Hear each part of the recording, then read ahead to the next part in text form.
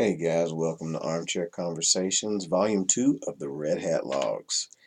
Got some questions for you. We were talking a little bit earlier in part 1 about how there's some behaviors that open up doors and other behaviors that close them. Let's do a quick little rant about that. Starting with attitudes, anger, and language. Okay.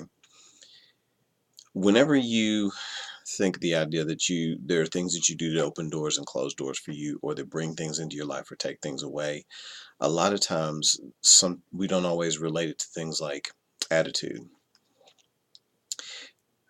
Do you know that there are people who are in your life because when, for example, somebody asks what you're like or what they think about you, that you're wild, crazy, off the chain, unpredictable. I mean, they'll use all kinds of words to describe you, right?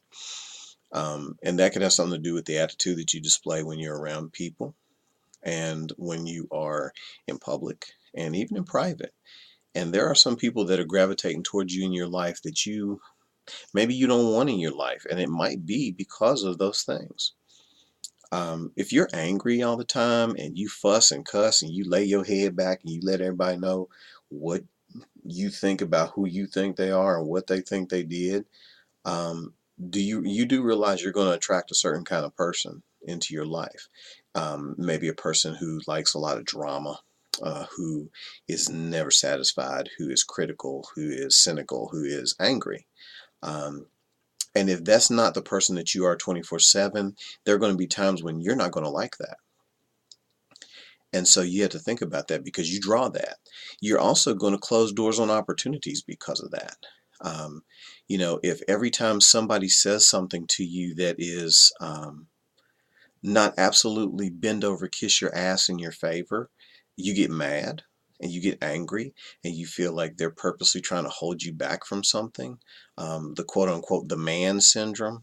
Um, and then you wonder why you don't have certain opportunities. Maybe it's something to think about.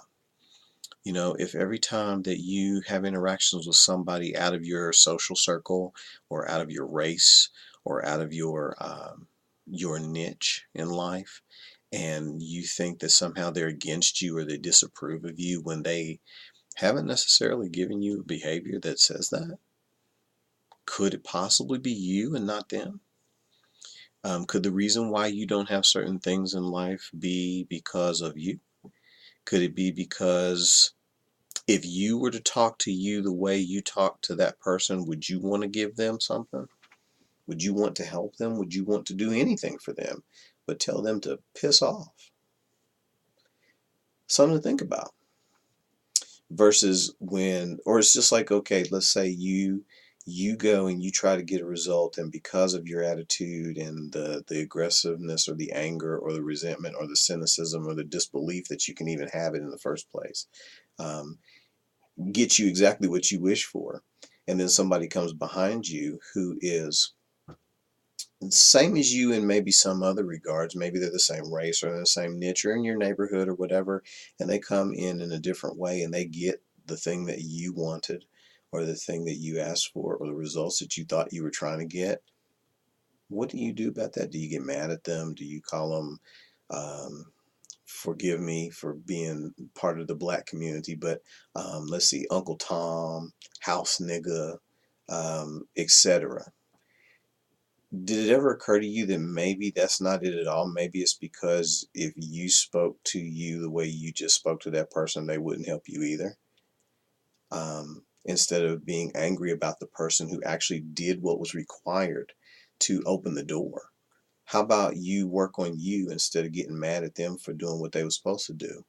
Would you want someone to get mad at you if you got an opportunity or opened up a door that didn't happen for somebody else, and instead of doing the work that was necessary to get what they wanted, they got mad at you instead? How would you feel?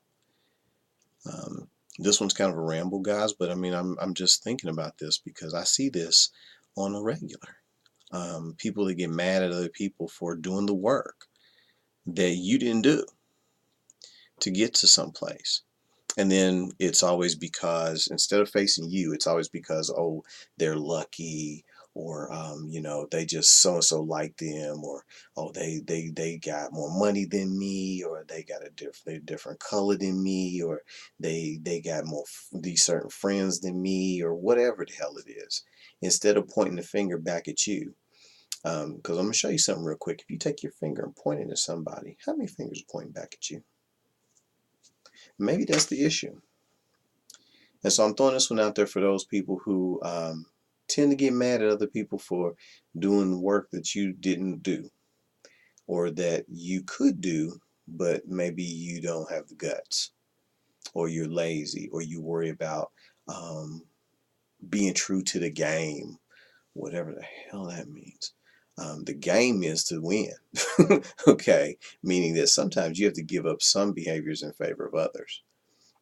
But now let's bring it back around. Let's talk about things that'll open doors for you.